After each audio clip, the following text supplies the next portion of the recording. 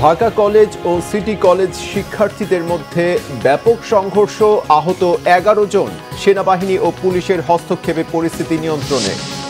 প্রথমবারের মতো সচিবালয়ে প্রধান উপদেষ্টা, আইসিটি অধ্যাদেশের খসড়া উপদেষ্টা পরিষদে অনুমোদন। প্রচলিত আইনেই রাজনৈতিক দল নিষিদ্ধ সম্ভব, জানালেন আইন উপদেষ্টা। সংস্কার করে যত দ্রুত নির্বাচন দেয়া হবে ততই জাতির জন্য মঙ্গল। ফেনীর সমাবেশে বলেছেন মির্জা ফখরুল, সরকারকে সহযোগিতার আশ্বাস। ভয়ের সংস্কৃতি তৈরি করে জনগণকে নিষ্ক্রিয় করে রেখেছিল আওয়ামী লীগ। আলী রিয়াজের মন্তব্য, না পালালে শেখ হাসিনার জীবন বিপন্ন হতো, আশঙ্কা উপদেষ্টা সাখাওয়াতের। দেখছিলেন ক্রাউন সিমেন্ট সংবাদ শিরোনাম। রাজধানীর সায়েন্স ল্যাব এলাকায় ঢাকা কলেজ ও সিটি কলেজের শিক্ষার্থীদের মধ্যে সংঘর্ষে উভয় পক্ষের অন্তত 11 জন আহত হয়েছে। সংঘর্ষ থামাতে টিয়ার শেল ও সাউন্ড গ্রেনেড ছড়ে পুলিশ। পরিস্থিতি নিয়ন্ত্রণে এগিয়ে যান সেনা সদস্যরাও। তাদের চেষ্টায় 2.5 ঘন্টা পর পরিস্থিতি নিয়ন্ত্রণে আসে, জানাচ্ছেন মুহিবুল্লাহ মুহিব। বাসে ওঠার মতো তুচ্ছ ঘটনাকে কেন্দ্র করে বুধবার ঢাকা কলেজ ও সিটি কলেজের শিক্ষার্থীদের মধ্যে সংঘর্ষ বাধে। প্রথমে সকালে এবং পরে বিকেল 3টায় শুরু হয় ধাওয়া পাল্টা ধাওয়া। এ সময় ভাঙচুর, পাল্টা ভাঙচুর ও ইটপাটকেল নিক্ষেপে গোটা সায়েন্স ল্যাব এলাকা পরিণত হয় রণক্ষেত্রে। সংঘর্ষ ছড়িয়ে পড়ে নিউ মার্কেট এলাকা থেকে সায়েন্স ল্যাব হয়ে ঝিগাতলা পর্যন্ত। বিকেল 4:30টার দিকে পরিস্থিতি নিয়ন্ত্রণে কাঁদানি গ্যাস নিক্ষেপ করে পুলিশ। এ সময় নিউ মার্কেট ও চন্দ্রিমাস সুপার মার্কেটের ফটকে তালা লাগিয়ে দেন ব্যবসায়ীরা। আমাদের ঢাকা কলেজে বাস যাচ্ছিল, বাস যাওয়ার পর সিটি কলেজের ইট পাটকেল ঢিল মারার পরে কাজগুলো ভেঙে যায়। তারপরে আমাদের এবার 19-20 সেশনের একটা ছেলেকে আহত করে প্রচন্ড ভাবে। তারপরে আমরা যার পরে ওরা আবার আমাদের ছেলেমেয়েকে আহত করে। আমাদের ক্যাম্পাসে পুলিশ কেন টিয়ার শেল মারলো, এটা জবাব চাচ্ছি। আমাদের অনার্সের একজন শিক্ষার্থীকে গাড়ি নিয়ে যাচ্ছিল, তারা সিটি কলেজের ছাত্ররা আমাদের উপর অতর্কিতভাবে হামলা করছে। এতে করে আমাদের একটা ছাত্র ইস্ট্যান্ড আক্রান্ত হয়েছে এবং এর ফলে আমরা এখান থেকে যারা ছাত্র আছে আমরা প্রতিরোধ গড়ে তুলেছি। সংঘর্ষ থামাতে পুলিশের সাথে যোগ দেয় সেনাবাহিনীর সদস্যরাও। এরপর সেখান থেকে পিছু হটে সিটি কলেজের শিক্ষার্থীরা। কিছুক্ষণ পর ঢাকা কলেজের শিক্ষার্থীরাও ক্যাম্পাসের দিকে চলে গেলে পরিস্থিতি শান্ত হয়। ঢাকা কলেজে কয়েকজন কলেজের ভিতরে ঢুকছে আমাদের। এখন যেহেতু কলেজের ভিতরে ঢুকছে, সব স্টুডেন্ট তো নামে গেছে। এইটার পর এখন মারামারি শুরু হয়েছে। আমাদের 30-40 জন এখন মানে আহত হয়েছে, অনেকজনকে মেডিকেলে পাঠাইছি। আজকে ওরা আসলো, টিফিন টাইমে আসলো, আমাদের টিফিন টাইম চলছে, তখন আসলো আমাদের এই যে ক্যামেরাটা ভেঙে ফেলছে। ভেঙে গেটে যখন লাথি মারলো, তারপর আমাদের পোলাপা সব বের হয়েছে, কি ছেলেরা সব বের হয়েছে। ঢাকা কলেজের ছেলেবেলেরা অ্যাটাক করছে আমাদের এবং আমাদের সিটি কলেজের বহুত ছেলেবেলে আহত হয়েছে। আমাদের উপরে বেশি অ্যাটাক করছে, আমরা কোনো খারাপ কিছু করি নাই। বাবা ওরা অ্যাটাক করে নাই। ঢাকা ও সিটি কলেজের শিক্ষার্থীদের এই সংঘর্ষের কারণে সায়েন্স ল্যাব এলাকায় প্রায় 2 ঘন্টা যান চলাচল বন্ধ ছিল। এ সময় সড়কগুলোতে তৈরি হয় অসহনীয় যানজট। মঙ্গলবার বাসে ওঠাকে কেন্দ্র করে শুরু হওয়া সংঘর্ষ থামাতে টিয়ার শেল ও সাউন্ড গ্রেনেড নিক্ষেপ করা হয়। প্রায় 2.5 ঘন্টার চেষ্টায় পরিস্থিতি স্বাভাবিক হলে ওই এলাকায় যান চলাচল শুরু হয়। এর আগেও এমন তুচ্ছ ঘটনাকে কেন্দ্র করে ঢাকা কলেজ ও ঢাকা সিটি কলেজের মধ্যে একাধিকবার সংঘর্ষের ঘটনা ঘটে। মুহিবুল্লাহ মুহিব, বাংলা ভিশন, ঢাকা। আন্তর্জাতিক অপরাধ ট্রাইব্যুনাল আইনের সংশোধনের খসড়ার অনুমোদন দিয়েছে উপদেষ্টা পরিষদ। প্রধান উপদেষ্টা ডক্টর মোহাম্মদ ইউনূসের সভাপতিত্বে উপদেষ্টা পরিষদের বৈঠকে এ অনুমোদন দেওয়া হয়। আইন ও বিচার উপদেষ্টা ডক্টর আসিফ নজরুল জানান, আইনে বিভিন্ন বাহিনীর অপরাধ বিচারে সুনির্দিষ্ট বিধান রাখা হয়েছে। রাজনৈতিক দল নিষিদ্ধ প্রচলিত আইনেই সম্ভব বলে জানান তিনি। আন্দোলনের নামে কারো ফাঁদে পা না দিতে ছাত্রদের প্রতি আহ্বানও জানান উপদেষ্টারা। রকুনুজ্জামানের রিপোর্টে বিস্তারিত। বুধবার অন্তর্বর্তীকালীন সরকারের প্রধান উপদেষ্টা ডক্টর মোহাম্মদ ইউনূস প্রথমবারের মতো সচিবালয়ে আসেন। প্রধান উপদেষ্টার সভাপতিত্বে অনুষ্ঠিত উপদেষ্টা পরিষদের বৈঠকে আন্তর্জাতিক অপরাধ ট্রাইব্যুনাল আইনের সংশোধনীর খসড়ার নীতিগত ও চূড়ান্ত অনুমোদন দেয়া হয়। সন্ধ্যায় উপদেষ্টা পরিষদের বৈঠক নিয়ে ফরেন সার্ভিস একাডেমিতে ব্রিফিং করেন আইন উপদেষ্টা ডক্টর আসিফ নজরুল। বিচারে স্বচ্ছতা নিশ্চিত করার উদ্দেশ্যের কথা জানিয়ে তুলে ধরেন আন্তর্জাতিক অপরাধ ট্রাইব্যুনাল আইনে আনা পরিবর্তনের বিভিন্ন দিক। আমরা ডেফিনেশনটা খুব ক্লিয়ার করেছি, যেমন আপনার 3 ধরনের প্রতিষ্ঠানের 3 ধরনের বাহিনীর কে বিচারের আওতায় আনার বিধান করা হয়েছে। একটা হচ্ছে আপনার ডিসিপ্লিন ফোর্স, আর একটা হচ্ছে ইন্টেলিজেন্স এজেন্সি, আর একটা হচ্ছে অক্সিলারি ফোর্স। এটাকে আমরা খুব ভালো করে ডিফাইন করেছি, আমাদের সংবিধান, প্রচলিত মানবাধিকার আইন সেগুলি দেখে আমরা ডিফাইন করেছি। আসিফ নজরুল বলেন, রাজনৈতিক দলের বিচারের বিধানটি সংশোধনীতে থাকছে না, তবে ট্রাইব্যুনাল এ বিষয়ে সুপারিশ করতে পারবে। পূর্বের সন্ত্রাস দমন আইন, নির্বাচন আইনের মতো আইনেই জনগণ চাইলে রাজনৈতিক দল নিষিদ্ধের সুযোগ রয়েছে। তো আজকে আমাদের উপদেষ্টা পরিষদ আলোচনাতে বলা হয়েছে আমরা এই বিচারকে অন্য কোনো বিষয়ের সাথে সম্পর্কিত করতে চাই না। এই রাজনৈতিক দল বা কোনো সংগঠনকে নিষিদ্ধ করার প্রশ্ন আসলে এই আইনকে অযথাই প্রশ্নবিদ্ধ করার সুযোগ সৃষ্টি হবে। আমরা সেই সুযোগ দিতে চাই না। আমরা একদম ডিসেন্ট ওয়েতে, ফেয়ার ওয়েতে বিচারটা করতে চাই। এই জন্য প্রভিশনটা বাতিল করা হয়েছে। আর একটা বিষয় হচ্ছে, আমরা অনুভব করেছি কোনো রাজনৈতিক দল বা অন্য কোনো সংগঠন তাদের অপরাধমূলক কার্যক্রমের জন্য যদি নিষিদ্ধ করার প্রয়োজন হয়, যদি নিষিদ্ধ করার দাবি উঠে সমাজে, তাহলে আমাদের অন্যান্য আইন রয়েছে, সেই সমস্ত আইনে নিষিদ্ধ করার বিধান আছে। সন্ত্রাস দমন আইনে রয়েছে, নির্বাচনী আইনে রয়েছে, 1978 পলিটিক্যাল পার্টি অর্ডিন্যান্সে রয়েছে। কাজে এখানে এই বিধানটা নাই দেখে আমাদের সেই সুযোগ, জনমতের প্রতি, জনদাবির প্রতি শ্রদ্ধা জানিয়ে এই ধরনের কোনো পদক্ষেপ নেওয়ার সুযোগ আর থাকলো না, সেটা না। মানে এই যুদ্ধাপরাধ বিচার আইনে থাকলো না, কিন্তু অন্যান্য প্রচলিত আইনে দেশে রয়েছে। সংবাদ সম্মেলনে তিতুমির কলেজের আন্দোলন সহ ছাত্রদের বিভিন্ন আন্দোলন নিয়ে কথা বলেন উপদেষ্টারা। এক্ষেত্রে ছাত্রদের প্রতি আমাদের আহ্বান থাকবে যে কোনো প্রকার উস্কানির মধ্যে না পড়ে যেন আইন শৃঙ্খলা পরিস্থিতি বজায় রাখার ক্ষেত্রে আমাদের যে নাগরিক দায়িত্ব সেটা আমরা পালন করি। তো যারা আন্দোলন করছেন তাদের কাছে আমাদের একটা দাবি থাকবে, যেটা আসিফ বলেছে বা আমরা বারবার বলেছি, যে উস্কানি অথবা এক ধরনের যে নেগেটিভ এনার্জি আছে ওগুলো না করে বরং আপনারা সরকারের সাথে প্রপার চ্যানেলে আসেন, কথা বলেন, এবং সরকার আপনাদেরকে শুনতে ইচ্ছুক এবং আপনারা সমাধানের দিকে এগিয়ে যান। এছাড়া জাতীয় মানবাধিকার কমিশন সংশোধন অধ্যাদেশ, বিদ্যুৎ ও জ্বালানি দ্রুত সরবরাহ বৃদ্ধি আইনের বিশেষ বিধান বাতিল করার নীতিগত ও চূড়ান্ত সিদ্ধান্তও দেয় উপদেষ্টা পরিষদ। 18 ডিসেম্বর আন্তর্জাতিক অভিবাসী দিবস এবং জাতীয় প্রবাসী দিবস একসাথে পালনের প্রস্তাবের অনুমোদনও দেয় উপদেষ্টা পরিষদ। রকুনুজ্জামান, বাংলা ভিশন, ঢাকা। রাষ্ট্রপতি মোহাম্মদ শাহাবুদ্দিনের কাছে নির্বাচন কমিশন গঠনের জন্য 10 জনের নাম জমা দিয়েছে সার্চ কমিটি। এই 10 জনের মধ্য থেকে 5 জনকে নির্বাচন কমিশনে নিয়োগ দেবেন রাষ্ট্রপতি। তাদের মধ্যে একজন হবেন প্রধান নির্বাচন কমিশনার বা সিইসি, অন্য 4 জন কমিশনার। সুপ্রিম কোর্টের আপিল বিভাগের বিচারক বিচারপতি জুবাইর রহমান চৌধুরীর অনুসন্ধান কমিটি এই নামগুলো ঠিক করেছে। অনুসন্ধান কমিটির অন্য সদস্যরা হলেন হাইকোর্ট বিভাগের বিচারপতি AKM আসাদুজ্জামান, মহা হিসাব নিরীক্ষক ও নিয়ন্ত্রক মোহাম্মদ নুরুল ইসলাম, সরকারি কর্ম কমিশন PSCর চেয়ারম্যান মোবাশ্বের মোনেম, ঢাকা বিশ্ববিদ্যালয়ের আন্তর্জাতিক সম্পর্ক বিভাগের সাবেক অধ্যাপক চৌধুরী রফিকুল আবরার এবং PSCর সাবেক চেয়ারম্যান অধ্যাপক জিন্নাতুন নেছা তাহমিদা বেগম। আজ 21 নভেম্বর সশস্ত্র বাহিনী দিবস। যথাযথ মর্যাদা ও উৎসাহ উদ্দীপনার মধ্য দিয়ে দিবসটি উদযাপিত হবে। দেশের সব সেনানিবাস, নৌঘাঁটি ও বিমান বাহিনী ঘাঁটির মসজিদ সমূহে দেশের কল্যাণ ও সমৃদ্ধি, সশস্ত্র বাহিনীর উত্তরোত্তর উন্নতি ও অগ্রগতি এবং স্বাধীনতা যুদ্ধে আত্মোৎসর্গকারী সশস্ত্র বাহিনীর শহীদদের রুহের মাগফিরাত কামনা করে ফজরের নামাজ শেষে বিশেষ মোনাজাতের মধ্য দিয়ে দিবসের কর্মসূচি শুরু হবে।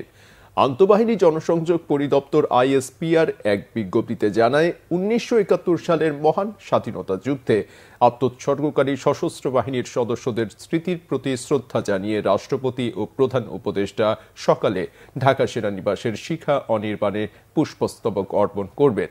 এরপর 3 বাহিনীর প্রধান আলাদা আলাদাভাবে নিজ নিজ বাহিনীর পক্ষে পুষ্পস্তবক অর্পণ করবেন। সশস্ত্র বাহিনী দিবস 2024 উপলক্ষে প্রধান উপদেষ্টা ঢাকা সেনানিবাসের আর্মি মাল্টিপারপাস কমপ্লেক্সে নির্বাচিত খেতাবপ্রাপ্ত বীর মুক্তিযোদ্ধা ও উত্তরাধিকারীদের সংবর্ধনা দেবেন। এদিকে সশস্ত্র বাহিনী দিবস উপলক্ষে বৃহস্পতিবার সেনাকুঞ্জে যাচ্ছেন বিএনপি চেয়ারপারসন খালেদা জিয়া। যোগ দেবেন সেনাকুঞ্জের সংবর্ধনা অনুষ্ঠানে বৃহস্পতিবার বেলা 3:30টায় সেনাকুঞ্জের উদ্দেশ্যে গুলশানের বাসা থেকে বের হবেন বিএনপি চেয়ারপারসন। 2018 সালের পর খালেদা জিয়া প্রকাশ্য কোনো কর্মসূচিতে অংশ নিচ্ছেন। এর আগে 2018 সালের 5 ফেব্রুয়ারি সবশেষ সিলেট সফর করেন তিনি।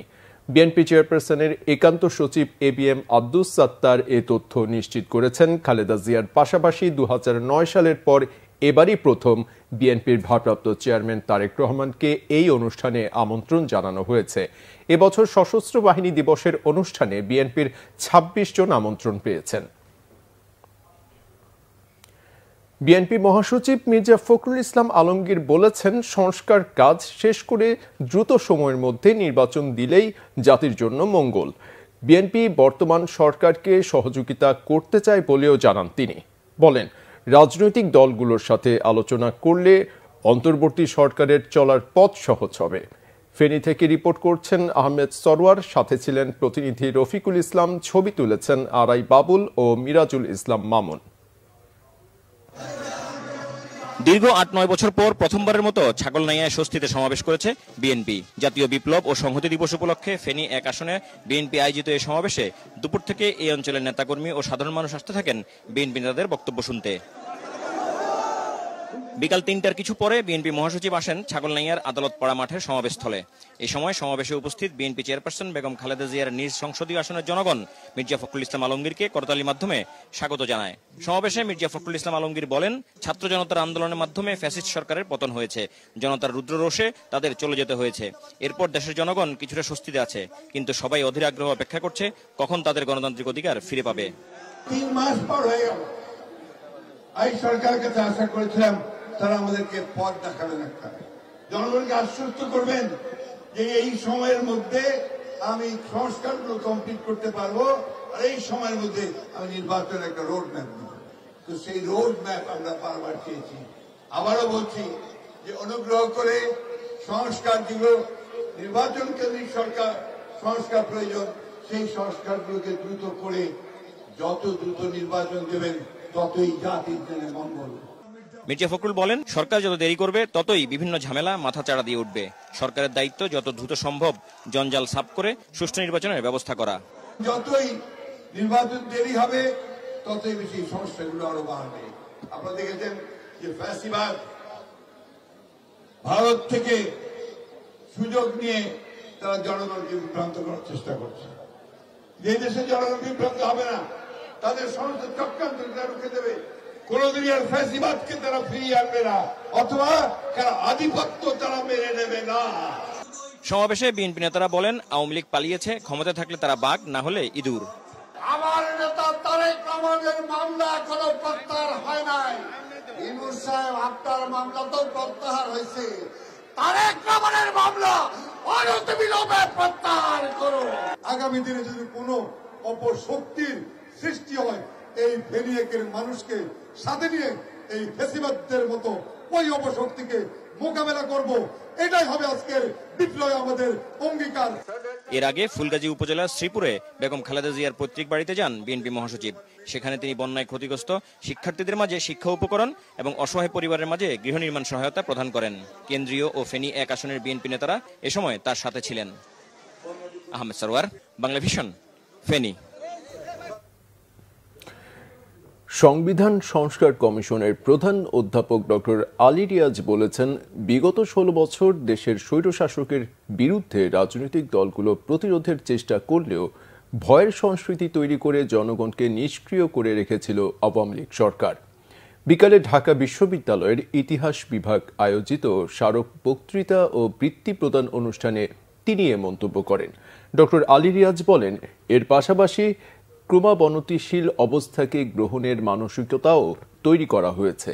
এই নিষ্ক্রিয়তা উৎপাদন করেছে বাংলাদেশের গণমাধ্যমগুলো, এর সঙ্গে সংশ্লিষ্ট সাংবাদিকদের একাংশ এবং কথিত রাজনৈতিক বিশ্লেষকরা ও কথিত সুশীল সমাজের একটি অংশ এই প্রক্রিয়াকে বৈধতা দিয়েছেন। তিনি আরও বলেছেন, স্বৈরশাসক কিভাবে তৈরি হয়, কিভাবে তৈরি হয়েছিল, সেই প্রেক্ষাপট ও পথরেখা বোঝা দরকার। এই অভিজ্ঞতা থেকে শিক্ষা নিয়েই কৌশল তৈরি করতে হবে বলেও মন্তব্য করেন অধ্যাপক ডক্টর আলী রিয়াজ। এটা নির্ভর করে ভোক্তা বা জনগণের একটি বড় অংশ কিভাবে গ্রহণ করেন। বাংলাদেশের 16 বছরের স্বৈর শাসনের বিরুদ্ধে রাজনৈতিক দল এবং বিভিন্ন শক্তি প্রতিরোধ তৈরি করার চেষ্টা করেছে। দেশে একটি ভয়ের সংস্কৃতি তৈরি করে মানুষকে এক ধরনের নিষ্ক্রিয়তার দিকে ঠেলে দেওয়া হয়েছিল, কিন্তু এর পাশাপাশি ক্রমাবনতিশীল অবস্থাকে গ্রহণ করে নেবার মানসিকতাও তৈরি করা হয়েছে। এই প্যাসিভিটি বা নিষ্ক্রিয়তা উৎপাদন করেছে বাংলাদেশের গণমাধ্যমগুলো, এর সঙ্গে সংশ্লিষ্ট সাংবাদিকদের একাংশ এবং কথিত রাজনৈতিক বিশ্লেষকরা। বাংলাদেশের কথিত সিভিল সোসাইটির একটি অংশ এবং সাংস্কৃতিক কর্মী বলে পরিচিতরা এই প্রক্রিয়াকে বৈধতা প্রদান করেছেন। 5 আগস্ট গণভবন থেকে না পালালে শেখ হাসিনার জীবন বিপন্নের আশঙ্কা ছিল বলে মনে করেন নৌ পরিবহন, শ্রম ও কর্মসংস্থান উপদেষ্টা brigadier general M Sakhawat Hossain. লন্ডনে ভয়েস ফর বাংলাদেশের উদ্যোগে এক সেমিনারে তিনি এই মত দেন। এক প্রশ্নের জবাবে আগামী নির্বাচন নিয়ে তিনি বলেন, প্রধান উপদেষ্টা জাতির উদ্দেশ্যে দেয়া ভাষণে বিষয়টি অবহিত করেছেন। ব্রিগেডিয়ার সাখাওয়াত মনে করেন, কয়েকটি ক্ষেত্রে সংস্কারের পর নির্বাচনের রোডম্যাপ দেয়া হবে। এ নিয়ে রাজনৈতিক দলগুলোর সাথে আলোচনা হবে বলেও জানান সাখাওয়াত হোসেন। তার মতে আগামী নির্বাচন 6 মাসেও হতে পারে, আবার 2026 সালের মাঝামাঝি যে কোনো সময়ই হতে পারে। তবে রাজনৈতিক দলগুলো নির্বাচনের বিষয়ে মৌখিক তাগাদা দিলেও সংস্কারের পরই নির্বাচন চায় বলে মনে করেন তিনি।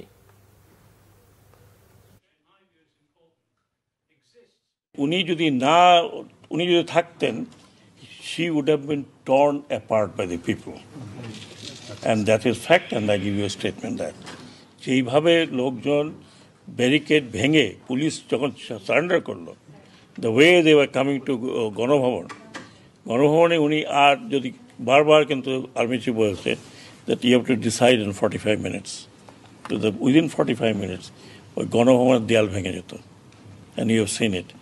কাজে আমি আমার অভিজ্ঞতা থেকে বলছি, she would have been torn into pieces, and that would not have been very good for the country. July August গণহত্যার অভিযোগে গ্রেফতার দেখানো হয়েছে সাবেক পুলিশ প্রধান চৌধুরী আব্দুল্লাহ আল মামুন সহ 7 পুলিশ কর্মকর্তা ও বরখাস্ত সেনা কর্মকর্তা জিয়াউল আহসান সহ 8 জনকে 1 মাসের মধ্যে এসব আসামিদের ব্যাপারে তদন্ত শেষ করার নির্দেশ দিয়েছে ট্রাইব্যুনাল। আরও জানাচ্ছেন SM ফয়েজ। জুলাই আগস্টে দেশ জুড়ে যখন গণহত্যা হয়, সে সময় পুলিশ প্রধান ছিলেন চৌধুরী আব্দুল্লাহ আল মামুন। তাকে প্রধান আসামি করে ট্রাইব্যুনালে মামলা করা হয়।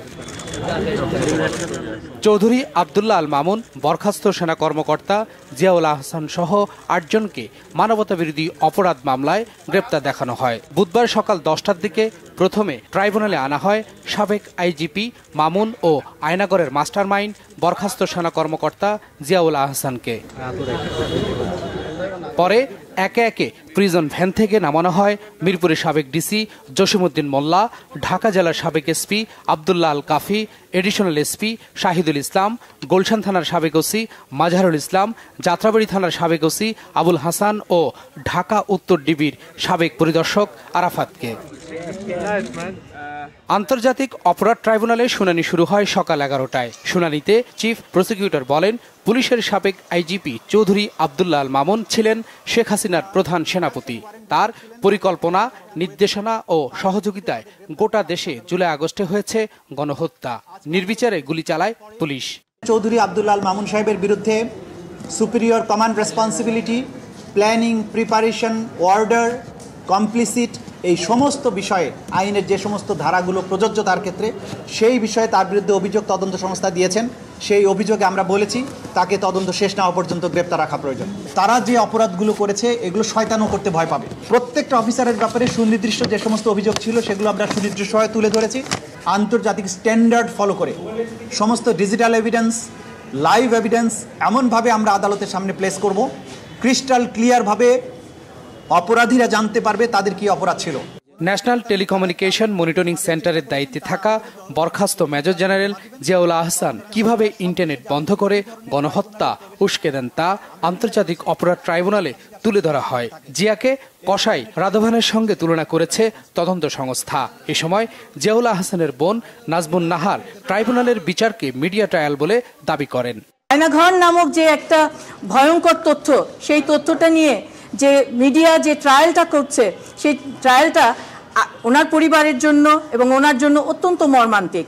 আমি আপনাদের অনুরোধ করব আপনারা এই কাজটা করবেন না। একটা মানুষকে মিডিয়া ট্রায়ালের মাধ্যমে তাকে হেয় করার কোনো অধিকার কারো নাই। বলকানের কসাইদের মতো বাংলাদেশের কসাই হিসেবে এই জিয়াউল আহসান হত্যাকাণ্ড থেকে শুরু করে অপহরণ, নির্যাতন, গুম এগুলোর সাথে জড়িত ছিলেন। তার বিরুদ্ধে সুস্পষ্ট অভিযোগ এসেছে। তার বিরুদ্ধে জুলাই আগস্টের যে গণহত্যা এবং মানবতা বিরোধী অপরাধ, তার বাইরেও বিগত সরকারের পুরো সময় জুড়ে বিভিন্ন সময় তার দায়িত্ব পালনকালীন সময়ে যত গুম হয়েছে সব গুমের অভিযোগের তীরটি তার বিরুদ্ধে গিয়েছে। আওয়ামী লীগ সরকারের আমলে যারা বিরোধী দলের থেকে কথা বলার চেষ্টা করেছে, ভয়েস রেজ করার চেষ্টা করেছে, তাদেরকে একের পর এক পরিকল্পিতভাবে অপহরণ করেছেন, গুম করেছেন, বছরের পর বছর আটকে রেখেছেন। তার নেতৃত্বে বিএনপির নেতা ইলিয়াস আলীকে অপহরণ করে হত্যা করা হয় বলে আমরা জানতে পেরেছি। এজলাসে হাউমাউ করে কেঁদে ওঠেন গুলশান থানার সাবেক ওসি মাজহারুল ইসলাম। বলেন ন্যায় বিচার চান তিনি। ট্রাইব্যুনাল বললেন ন্যায় বিচার পাবেন, তবে বাকিদের নিশ্চিন্তে থাকতে দেখা যায়। সম্পূর্ণ স্বচ্ছতার সাথে এই বিচার হবে বলেও আশ্বস্ত করেছেন চিফ প্রসিকিউটর। শেখ হাসিনার সরকারের আমলে তৈরি করা হয়েছে আন্তর্জাতিক অপরাধ ট্রাইব্যুনাল, যেখানে বিচার করা হয়েছে যুদ্ধ অপরাধীদের। আর সেখানেই বিচার হচ্ছে আওয়ামী লীগের ক্ষমতাধর মন্ত্রী, এমপি, সাবেক আমলা, সাবেক পুলিশ কর্মকর্তা, সাবেক সেনা কর্মকর্তাদের, যাদের বিরুদ্ধে জুলাই আগস্ট গণহত্যা, হত্যা, লাশ গুমের অভিযোগ রয়েছে মানবতা বিরোধীরও। আন্তর্জাতিক অপরাধ ট্রাইব্যুনালের প্রাথমিক তদন্তেও তার সত্যতা মিলেছে। SM Faiz, Bangla Vision, Dhaka. অবসরপ্রাপ্ত ডিআইজি বাহারুল আলমকে বাংলাদেশ পুলিশের মহাপরিদর্শক আইজিপি হিসেবে চুক্তিভিত্তিক নিয়োগ দিয়েছে সরকার। একই সাথে সাবেক অতিরিক্ত পুলিশ মহাপরিদর্শক শেখ মোহাম্মদ সাজ্জাদ আলীকে ঢাকা মেট্রোপলিটন পুলিশ ডিএমপির পুলিশ কমিশনার পদে চুক্তিভিত্তিক নিয়োগ দেওয়া হয়েছে। বুধবার বিকেলে জনপ্রশাসন মন্ত্রণালয়ের উপসচিব আবুল হায়াত মোহাম্মদ রফিকের সই করা আলাদা প্রজ্ঞাপনে এ তথ্য জানানো হয়। প্রজ্ঞাপনে বলা হয়, সরকারি চাকরি আইন 2018 এর 49 ধারা অনুযায়ী বাংলাদেশ পুলিশের অবসরপ্রাপ্ত ডিআইজি বাহারুল আলমকে যোগদানের তারিখ থেকে 2 বছর মেয়াদে বাংলাদেশ পুলিশের পুলিশ মহাপরিদর্শক পদে চুক্তিভিত্তিক নিয়োগ প্রদান করা হলো। আরেক প্রজ্ঞাপনে বলা হয়, সাবেক অতিরিক্ত পুলিশ মহাপরিদর্শক শেখ মোহাম্মদ সাজ্জাদ আলীর নিয়োগ নিয়ে হয়েছে আলাদা প্রজ্ঞাপন। 2 দফা পদোন্নতি বঞ্চিত বাহারুল আলম 2020 সালে অবসরে যান। নবনিযুক্ত DMP commissioner Sajjad Ali BCS police ক্যাডারে 1984 সালের কর্মরত। অন্তর্বর্তী সরকারের শিক্ষা ও পরিকল্পনা উপদেষ্টা অধ্যাপক ডক্টর ওয়াহিদুদ্দিন মাহমুদ জানিয়েছেন, ঢাকা বিশ্ববিদ্যালয়ের অধিভুক্ত 7 কলেজকে একটি সমন্বিত প্রাতিষ্ঠানিক রূপ দেওয়ার চেষ্টা চলছে। সেজন্যই শিগগিরই সর্বোচ্চ স্তরে বিশেষজ্ঞ কমিটি করা হবে। উচ্চ ক্ষমতা সম্পন্ন সবচেয়ে বড় শিক্ষাবিদদের নিয়ে এই কমিটি গঠন করা হবে। এই কমিটি কলেজগুলোকে একত্রিত একটি প্রাতিষ্ঠানিক রূপ দেবে। কলেজগুলোকে আরও কি করে স্বায়ত্ত শাসন দেয়া যায়, তাদের সুযোগ সুবিধা ও অবকাঠামো আরও কি করে বাড়ানো যায়, সেগুলো নিয়ে কাজ করবে এই কমিটি। কলেজগুলোর সমন্বিত প্রাতিষ্ঠানিক রূপের নাম কি হবে সেটা শিক্ষার্থীদের সাথে আলোচনা করে দেয়া হবে বলেও জানান তিনি। বুধবার ঢাকা কলেজের 184তম প্রতিষ্ঠাবার্ষিকী উপলক্ষে আয়োজিত আলোচনা সভায় শিক্ষা উপদেষ্টা এ তথ্য জানান। সংবাদ শেষ করব ক্রাউন সিমেন্ট শিরোনামগুলো আরেকবার জানিয়ে দিয়ে। ঢাকা কলেজ ও সিটি কলেজ শিক্ষার্থীদের মধ্যে ব্যাপক সংঘর্ষ, আহত 11 জন, সেনাবাহিনী ও পুলিশের হস্তক্ষেপে পরিস্থিতি নিয়ন্ত্রণে। প্রথমবারের মতো সচিবালয়ে প্রধান উপদেষ্টা আইসিটি অধ্যাদেশের খসড়া উপদেষ্টা পরিষদে অনুমোদন, প্রচলিত আইনে রাজনৈতিক দল নিষিদ্ধ সম্ভব জানালেন আইন উপদেষ্টা। সংস্কার করে যত দ্রুত নির্বাচন দেয়া হবে ততই জাতির জন্য মঙ্গল, ফেনীর সমাবেশে বলেছেন মির্জা ফখরুল, সরকারকে সহযোগিতার আশ্বাস। ভয়ের সংস্কৃতি তৈরি করে জনগণকে নিষ্ক্রিয় করে রেখেছিল আওয়ামী লীগ, আলী রিয়াজের মন্তব্য, না পালালে শেখ হাসিনার জীবন বিপন্ন হতো, আশঙ্কা উপদেষ্টা সাখোয়াতের। এই ছিল এখনকার মতো। পরের সংবাদ সকাল 7:30টায়। এছাড়া বাংলা ভিশন সংবাদ ও সংবাদ সংশ্লিষ্ট অনুষ্ঠান দেখতে ভিজিট করুন www.bvnews24.com ও facebook.com/banglavisionnews এবং সাবস্ক্রাইব করুন youtube.com/banglavisionnews। এতক্ষণ সাথে থাকায় ধন্যবাদ।